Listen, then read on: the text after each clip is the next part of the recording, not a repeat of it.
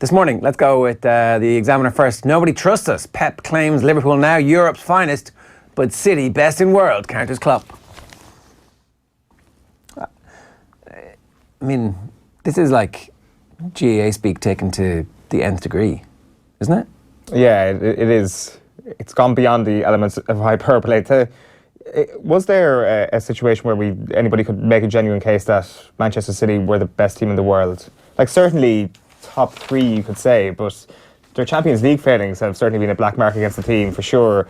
Like, to say at any point in the year 2018 even that they were better than Real Madrid is a bit of a peak, because peak, like Manchester City, kind of came along the same time when Real Madrid were going to do 3 in a row in the Champions League. I don't know. I don't know if he said it at any point, and can you say that now? I think the way they've shown a lot of weaknesses over Christmas, I don't think you can say that whatsoever. So it's just Jurgen Klopp losing the run of himself, really, and trying his best to not make a big deal out of this thing, which is Liverpool being talked up by Pep Guardiola. Yeah, I mean, I think they can all deal with each other's the hyping up, can't they? None of this matters. Even if Pep was to come out and slag off Liverpool, he did say it's been so long since they won, they're going to start feeling the pressure. So that was like the mind games, but the mind games not quite at the level of Ferguson. No, not quite. What do you kind of expect him to do, though, is the question. Like, what do you want Pep to come out and actually say to actually get to stir the pot properly? Because this Liverpool team are like, they're a bunch of stuff and nothing, you know. Okay, oh look, we run really fast and we've got some good attacking players. I mean, if they hadn't bought Van Dijk, they'd be nowhere. I don't know. I mean, it's hard to pick holes in the current Liverpool team. Extremely hard. That midfield, that's the worst, most pedestrian midfield I've seen in world football. Blech, look at that. Yeah, that makes me sick, that midfield. I always sick to the pit of my ticky-tacky stomach. But that's the thing, like, because Pep is like such a perfectionist, and the way he kind of approaches his enthusiasm for football and all that sort of stuff, is that he's always kind of one misstep away from everybody saying, I actually really dislike Pep. He's not a dislikable man, but you always feel he's one line away from becoming somebody where you're like, I actually don't quite like the way you're speaking there. So I think he tries to overcompensate for that, and I think he's got a realisation for that on his end as well. Yeah. Maybe I'm wrong about that, but I don't know. I think Pep sometimes just kind of teeters very close to the point where he could become Fergie if he wanted to. Fergie? Yeah, he could say something that is like, oh God, this guy really thinks about things in a twisted way towards opposition managers and things like that. Yeah, I'd say Pep is very good at censoring himself. I would say, like, he did make a comment as well in his press conference yesterday saying, we are Manchester City, it is usual for us to be behind. We are not Liverpool, we are not Manchester United. Not sure how Manchester City fans would feel about that. I mean, historically that would have been the case up until a bunch of businessmen pumped in billions to, you know, make us all forget about. Well, historically, exactly. In the part of the world. So Sports Thursday from the Irish Times, Lukaku and Rashford strike to make it 4 from 4 for Solskjaer, and then it's the rest of the match reports from last night, including the one from Burnley, where I was just looking at the scores and the team sheets and was like, oh, Robbie Brady, it's great, come back on. Straight red at the last couple of minutes of the game as well. So stopped an equaliser basically with that. So he'll be out for a while. I didn't see it now, so it was a brilliant straight red. I would have thought so, yeah. I think he made the right call. The thing from that result last night, obviously from an Irish perspective, Brady was sort of the big news, but Huddersfield are doomed now. They're finished. I think they're on an 8-game losing streak at this point after that defeat last night. I don't think they've ever lost 8 games in a row. So it's pretty dark times for them. The thing is, it's hard to blame the manager for what's happened to them, given a huge lack of investment last summer and the fact that they overachieved big time last season. But ultimately, do they have to look for the emergency button at this point, or do they get relegated well, kind of like Burnley did?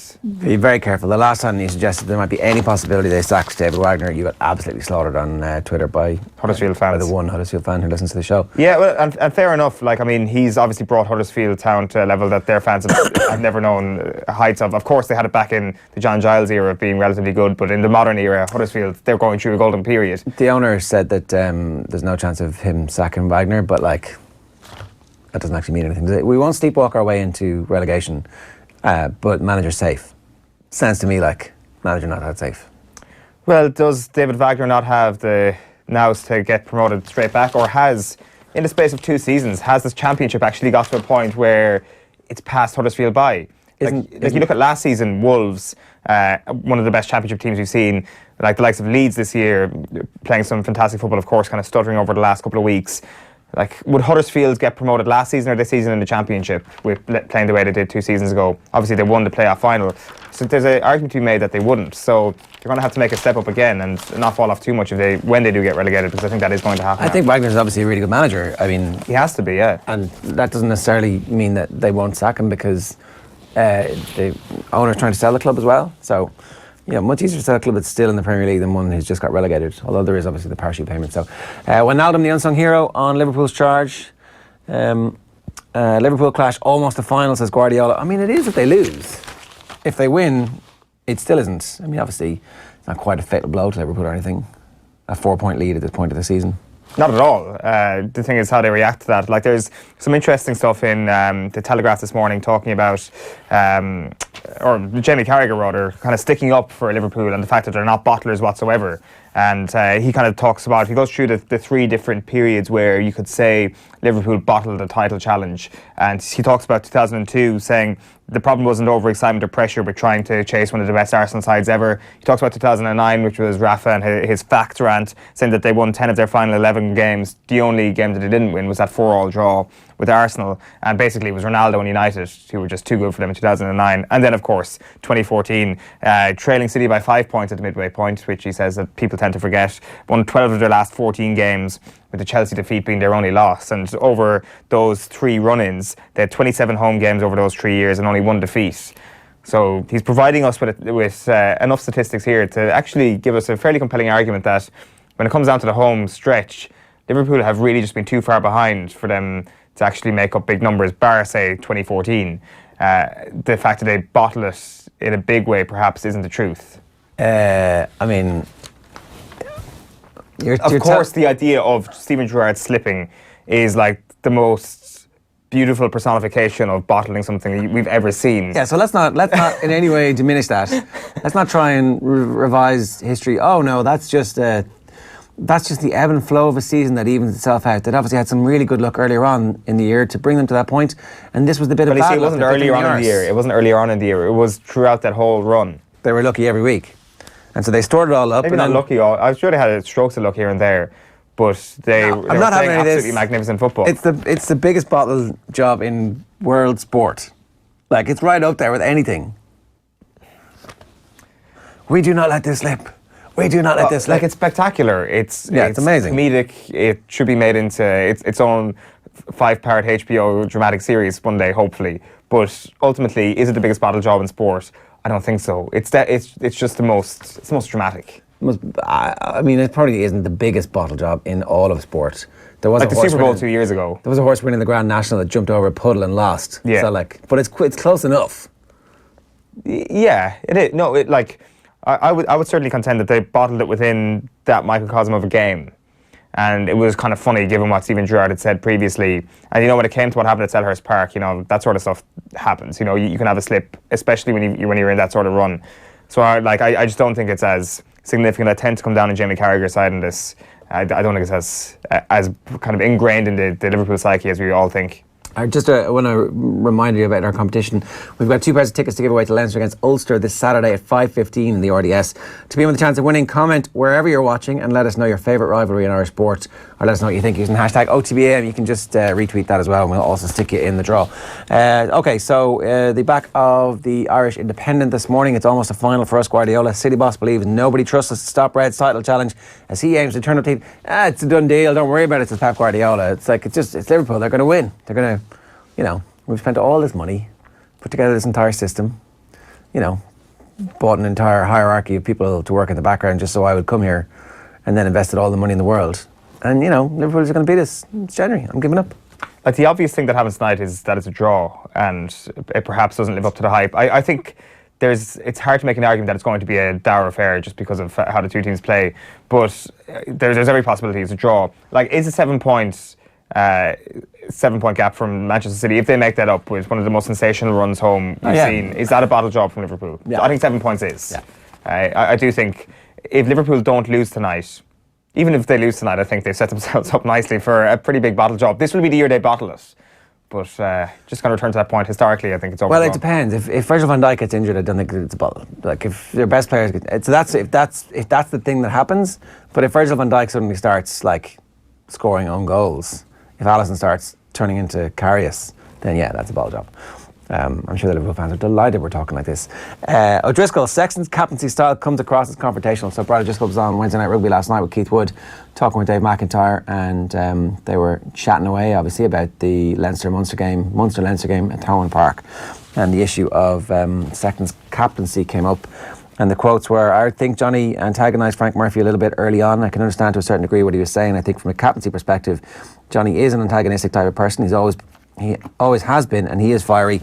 That's what makes him deliver time and time again, because he gets that out of himself. We'll bring you that clip on the show a little bit later on. And then, do I have one more? I do. Yeah, Liverpool may crack. I mean, they may not. It's the Back of the Times Ireland edition. That's Pep Guardiola ratcheting things up in a very even-handed, sophisticated, suave, debonair kind of way. Ireland backs Russia penalty. So this is the statement yesterday from John Tracy. That there's been yet another roadblock put in place by Russia is not a surprise. Now it's time for WADA to take strong action and declare them non-compliant. This is Sport Ireland, one of 16 national anti-doping organisations to have called on WADA to take strong action against Russia after the deadline to provide critical doping data from the Moscow lab ran out on Tuesday. So a cold war by proxy. I would like to kind of see the inner workings of what's actually happened here. The actual physical conversations that happen from the WADA officials showing up at the lab to the Russian officials saying, sorry, your equipment isn't being allowed in, to correspondence between WADA and Russia saying, sorry, no, we're not going to give you the data that you asked for by the deadline, and how tense those conversations really are. Because Craig Reedy is shipping a lot of flack over the last 24, 48 hours. Travis Tygart has come down hard on him, and he is an easy person to blame, and maybe it is his fault. I would like to see kind of the inner workings, though, as I say, in terms of how hard WADA have actually pushed for this, or how troublesome Russia have been to deal with. Because I suspect that is probably an element of it all as well. Yeah, I mean, Russia basically rule the world at the moment, right? So exactly. It's easier said than done, basically, to get what you want from Russia. I've been turned by Russia. I'm actually just a Russian agent now. Yeah, it's just like any other European country. They pay way better than George Soros. Back page of the Mirror this morning is Pep, you're the best in Europe. Klopp, you're the best in the world. And Super Ole gets the best of Luke as Lukaku scores the winner. Manchester United beating Newcastle at St James's Park 2-0 in the Premier League last night. The back page of The Sun is heavyweight clash and heavyweight lifted. So 29 years is a long time without the title. They will feel the heat, says Pep Guardiola. And Ole's even got Rom scoring, says the sub-headline on the Manchester United match. Also on the back page of The Sun is Don't Take the Mick. Mick McCarthy is hoping Declan Rice will make up his mind soon on his international future, says Owen Cowser.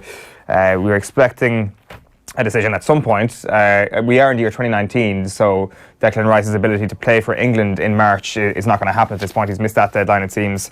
But March is the deadline that Mick McCarthy has set for Rice to commit to Ireland if he's going to do so. Back page of the Irish Daily Star is thunderstruck. Klopp expects quick start, while Lukaku has the golden touch. Back page of the Mail is heats on Klopp. Pep says 29-year wait could rattle City's rivals, while Solskjaer super subs smash and grab. And then a couple of the UK back pages. I'll start with the Telegraph. Instant impact. Substitute Lukaku scores after 38 seconds to secure Solskjaer's fourth successive victory. And they leave with Marcus Rashford on the back of the Guardian. Red hot. Substitute Lukaku pounces within 38 seconds, and Rashford adds second to maintain Solskjaer's 100% start. Guardiola feels the pressure then, is their headline on tonight's match. City manager unsure if his side can keep up with Liverpool. Alan Reid has texted us, has tweeted us a picture of the Robbie Brady red card. It's 7-on-3. Robbie Brady decides his team can't defend with those odds and takes one for the team. I'd say it says a lot about what he thinks about his team. 7-on-3, lads. Or how valuable 3 points are to Burnley at the moment. Out of the relegation zone with that result last night. Take no chances whatsoever. And Sean Dyche is a fairly risk-averse man. 7-on-3, though, I guess, is really sort of going in with like a really small bet when you've got pocket aces. Yeah. Yeah. Or, you know, you've got like a slightly dodgy card. You've drawn your own ace. Because it's the Burnley defence, so he probably knows exactly what he's doing. Yeah. I mean, it probably does say a lot about what he thinks about his team, and that's leadership. Knowing the weakness in your own team and acting accordingly, that is leadership. It's wisdom.